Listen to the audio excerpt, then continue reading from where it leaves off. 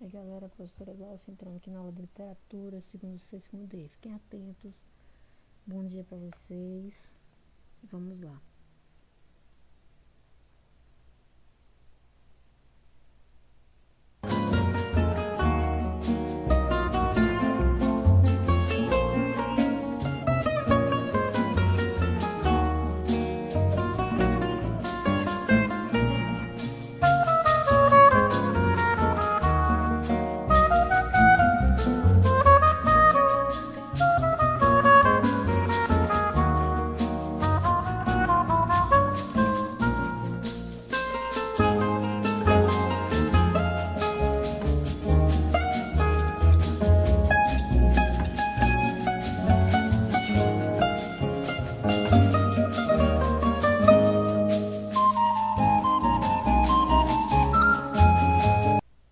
Então aí, famoso parnasianismo, arte pela arte é o tema principal deles.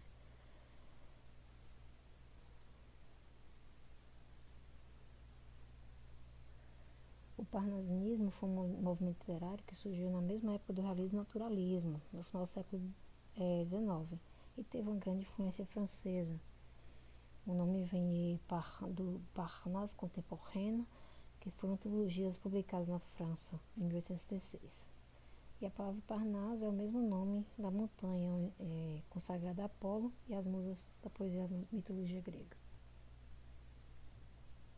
A obra que iniciou em 1832 no Brasil o parnasianismo foi Fanfarras de Teófilo Dias. O movimento do parnasianismo durou até a Semana de Arte Moderna em 1822. Eles tinham uma postura antirromântica igual ao realismo e naturalismo, e ele é baseado no culto da forma, na impassibilidade e impessoalidade na poesia universalista e no racionalismo. Aí nós temos a foto da tríade parnasiana, Olavo Bilac, Raimundo Correia e Alberto de Oliveira, os três grandes nomes da poesia parnasiana. Eles criticavam a simplicidade da linguagem, a valorização da paisagem nacional e o sentimentalismo.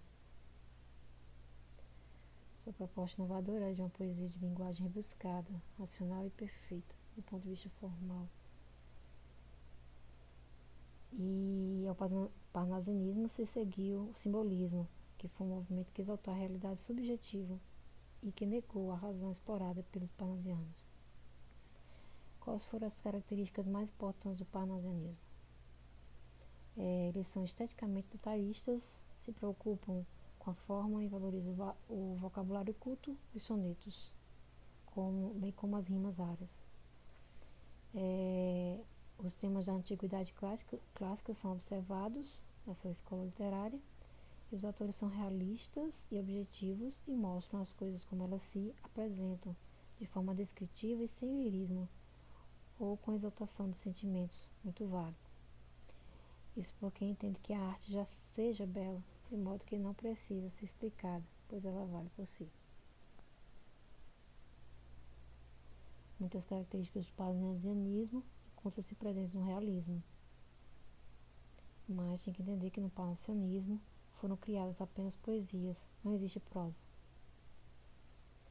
Um resuminho das características do parnasianismo é a seguinte: eles são idealizadores da arte pela arte, buscam perfeição formal, têm uma preferência pelo soneto, preferência pela descrição, fazem poesias com rimas raras, vocabulário culto, são objetivistas, racionalistas, universalistas, têm apego muito à tradição clássica e um gosto pela mitologia greco-romana, e rejeitam o lirismo. Então vamos lá para a nossa segunda parte.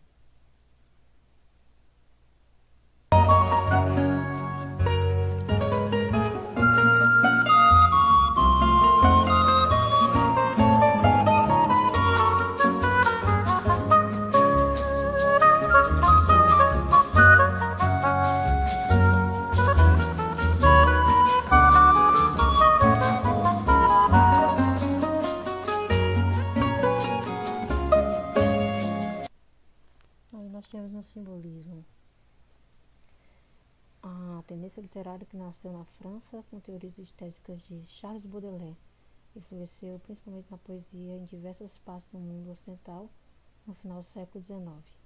É o último movimento antes do surgimento dos modernismos na literatura e por isso é também considerado pré-modernista. Como o nome aponta, a poesia simbolista propõe o resgate dos símbolos de uma linguagem que compreendesse a universalidade. O poeta é aqui um decifrador dos símbolos que compõem a natureza ao seu redor. Contra a superficialidade material do corpo, a objetividade do realismo e as descrições animalescas do naturalismo, o simbolismo ele quer mergulhar no espírito, quer chegar à sua transcendência. Quais são as características do simbolismo? Nós temos o uso de pausas, reticências, espaços em branco e rupturas sintáticas para representar o silêncio. Uma frase que não acaba, algo que fica no ar.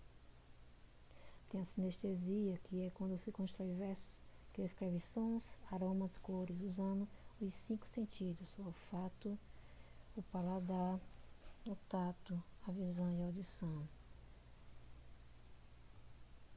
Também tem temáticas voltadas à interioridade humana, vocabulário etéreo e de remissões ao nada e absoluto.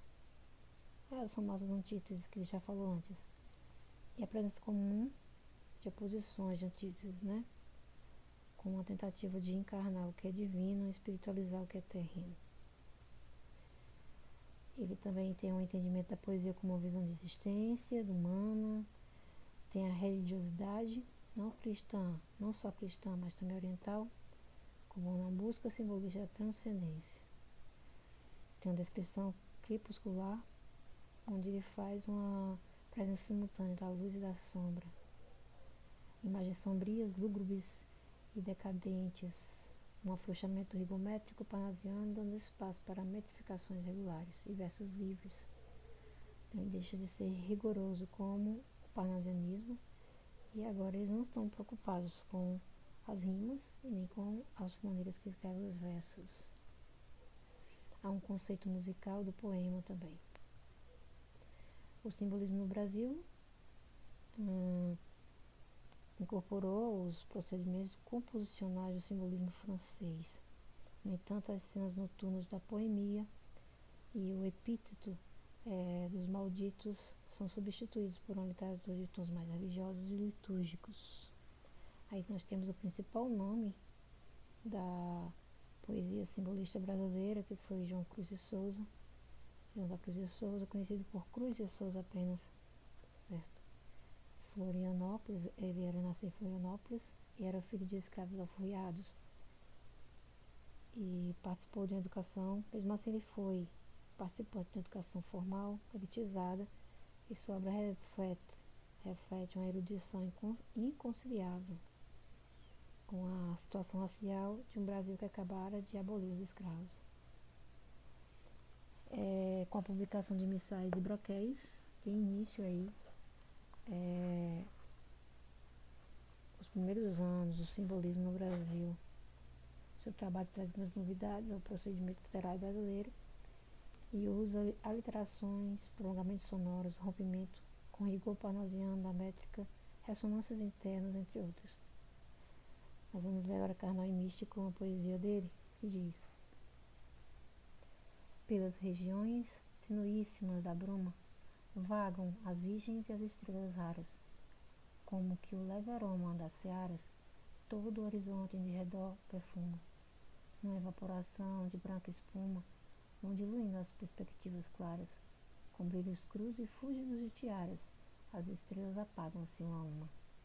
E então, na treva, em místicas dormências, desfila com sidéreas latescências das virgens do sonâmbulo cortejo. Ó formas vagas nebulosidades, essência das eternas virgindades, ó intensas quimeras do desejo. Carnal e Mística é uma sugestão da própria dualidade que o simbolismo, o simbolista, Cruz de Souza, pretende conciliar. A imprecisão e a nebulosidade, formas vagas, o uso das maiúsculas para não valor absoluto. A gente vê maiúsculas em virgens, estrelas e desejo, mostrando a intensidade o desejo, né, presente no autor.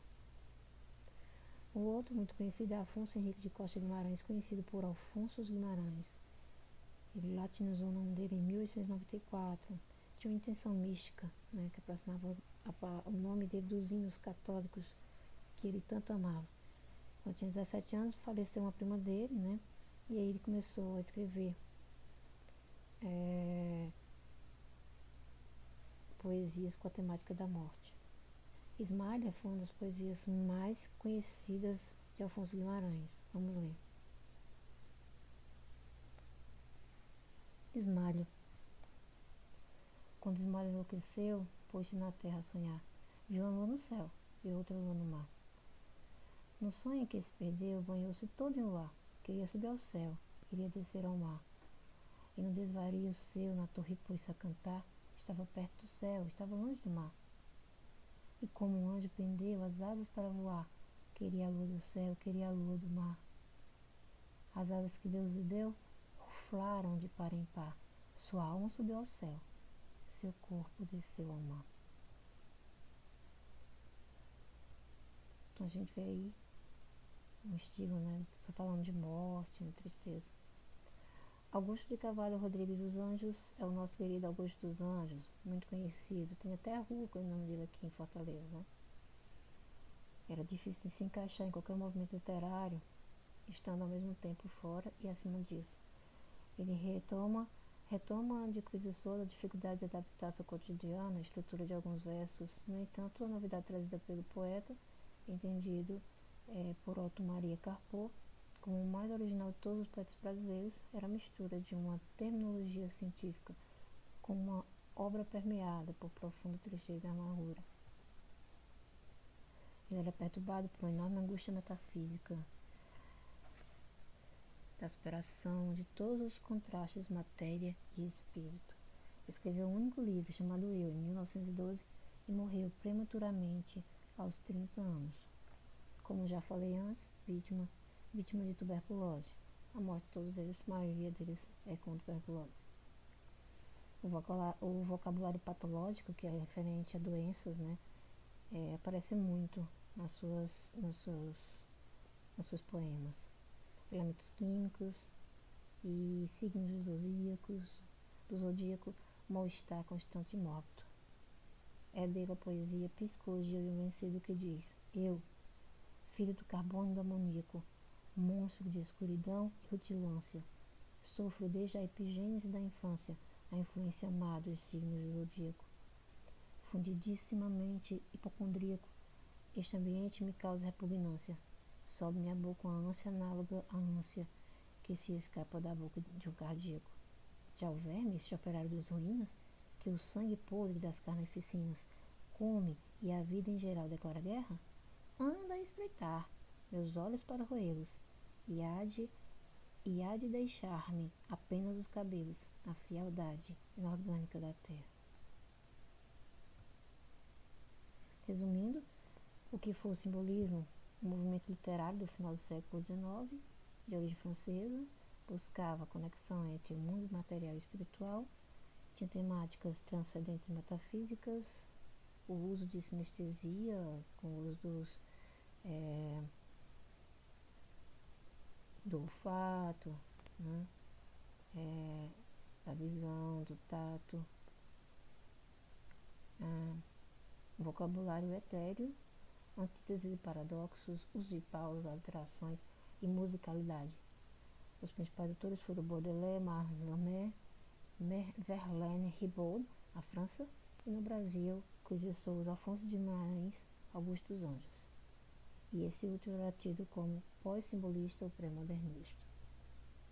As fontes de pesquisa do trabalho foram o site Toda a Matéria Brasil Escola, que vocês podem acompanhar.